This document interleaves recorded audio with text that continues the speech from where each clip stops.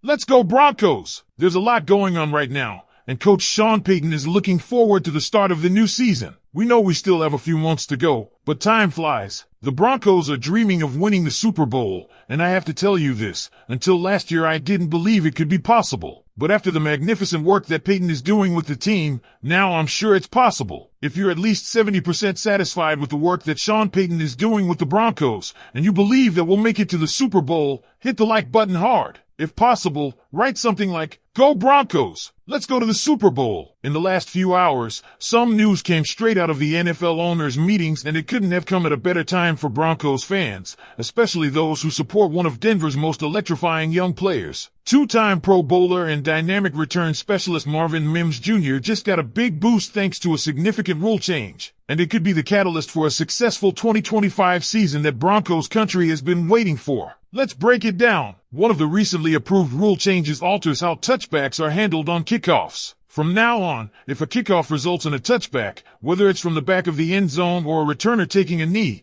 the receiving team will start its drive at the 35-yard line instead of the 30. This may not seem like a big change at first glance, but its impact should ripple across the league, and Marvin Mims could be one of the biggest beneficiaries. Why? Because this tweak will influence how teams approach kickoffs. Last season, most kickers just kicked the ball deep and forced a touchback, effectively neutralizing dangerous returners like Mims. But now, if teams give up an automatic 35-yard kickoff, they're more likely to try to drop the ball short of the end zone, hoping to trap the returner before the 35. That change means one thing: more chances for Mims to touch the ball and make magic happen. And that's exactly what fans should be excited about. Mims already showed flashes of his return game brilliance during his rookie year, including a kickoff return touchdown that electrified the stadium. With the league now practically encouraging more returns, we're staring at the real possibility of Mims having a significantly larger role in flipping field position, something Denver desperately needs to support a young offense. Let's not forget, this change could transform the way Denver's special teams operate entirely. The Broncos weren't among the most aggressive kickoff units in 2024. Compared to teams like the Texans, who strategically kept their kicks and played to test return units,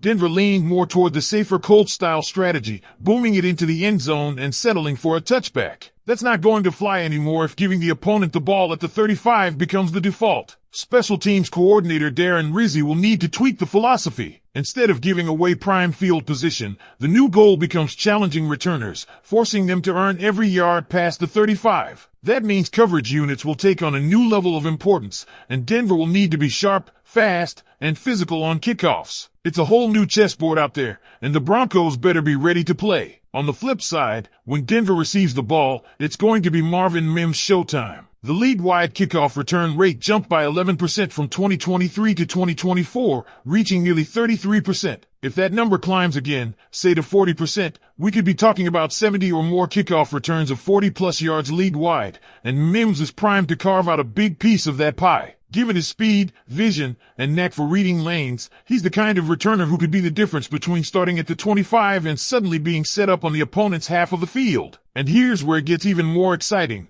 Mims isn't just a return specialist anymore. Toward the end of 2024, we started seeing his route tree expand, his snap count rise, and his chemistry with the offense improve. As we roll into 2025, Marvin Mims looks poised to become a key dual threat, an explosive playmaker on special teams and a real weapon in the passing game. That kind of versatility is invaluable, especially as the Broncos look to build consistency and identity on offense. Yes, there were 4 other rule changes from the owners' meeting, like both teams being guaranteed a possession in overtime and the introduction of Hawkeye technology for spotting the ball. But none of them are likely to reshape the Broncos' strategy or roster impact like this kickoff tweak. The replay assist expansion might ruffle some feathers in places like Kansas City, but it's not going to affect Denver week in and week out the way this kickoff change will. The bottom line? Marvin Mims just became one of the biggest X factors for the Broncos heading into 2025. He's no longer a nice-to-have piece of the puzzle. He's a guy who can change games. Field position, momentum,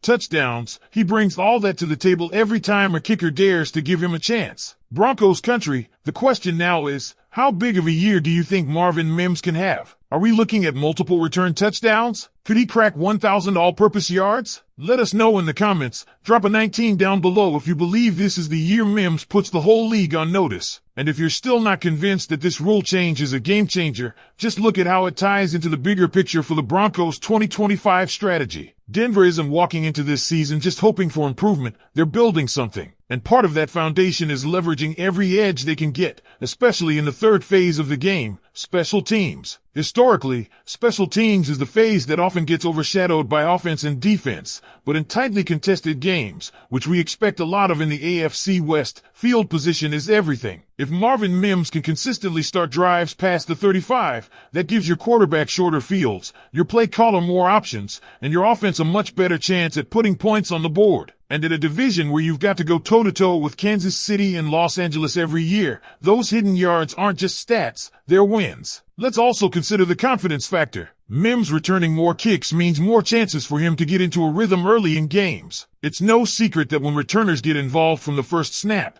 it often translates into more dynamic play at wide receiver. Confidence builds, adrenaline gets pumping, and suddenly you've got a player who's fully engaged on every down. That's the kind of momentum Marvin Mims can ride into becoming one of Denver's top all-purpose threats. Now, imagine the ripple effect this has across the depth chart. With Mims taking on a heavier load in the return game, Denver can be more strategic about how they rotate their receivers. It creates space for guys like Courtland Sutton and Tim Patrick, assuming health is on their side, to dominate in their roles, while Mims brings the burst. The Broncos' offense, with Bo Nix under center, could suddenly have a new identity: fast starts, short fields, and explosive strikes. That's not just fun football. That's winning football. Even more compelling is what this does to opposing special teams coordinators. Do they risk kicking to Mims and giving up a massive return? Or do they try to kick it through the end zone and hand over the 35 automatically? There's no perfect answer, and that kind of uncertainty works in Denver's favor. Every time the ball is kicked, the opponent has to make a decision that could backfire. That's pressure. That's leverage. And that's exactly what the Broncos need as they try to turn the corner in 2025. So as training camp approaches and the preseason battles begin,